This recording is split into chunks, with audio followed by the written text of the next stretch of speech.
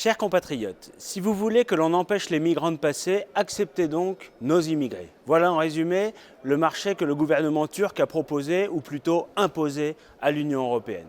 Un marché en forme de chantage.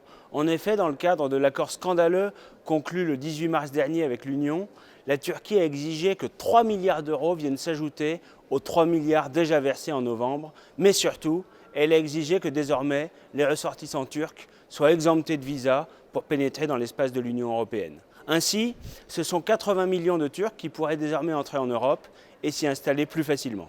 Bien entendu, les autorités turques ont aussi exigé que le processus d'adhésion de leur pays à l'Union européenne s'accélère. La semaine dernière, l'exécutif de l'Union européenne a annoncé qu'au vu des bons résultats dans le cadre de cet accord, une proposition législative ayant pour effet de transférer la Turquie sur la liste des pays exemptés de l'obligation de visa pourrait être étudiée après présentation d'un rapport ce 4 mai. Des bons résultats, nous dit-on? Voyons ce qu'il en est en réalité. L'accord prévoit que tous les nouveaux clandestins se rendant depuis la Turquie vers les îles grecques doivent désormais être renvoyés vers la Turquie, y compris les demandeurs d'asile. L'accord prévoit aussi une contrepartie tout aussi délirante que le reste. Pour chaque Syrien renvoyé vers la Turquie, l'Union européenne doit réinstaller un autre Syrien depuis la Turquie sur son territoire, et cela jusqu'à 72 000 places. Ainsi, d'après la Commission européenne, depuis le 4 avril, 325 clandestins arrivés en Grèce ont été renvoyés. Et dans le même temps, 103 réfugiés syriens ont été réinstallés dans l'Union européenne. Le solde net serait donc de 222 clandestins renvoyés, seulement de 222, alors que depuis l'entrée en vigueur de cet accord le 20 mars, ce sont 8 300 migrants qui ont débarqué sur les îles grecques. Et pourtant, la Turquie continue d'accentuer la pression sur une Union européenne toujours aussi faible.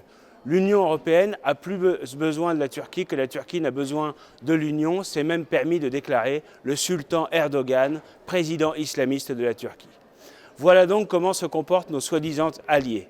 Non seulement l'Union européenne se montre totalement inefficace face à la submersion migratoire, mais en plus elle plie face aux exigences et à l'arrogance de la Turquie.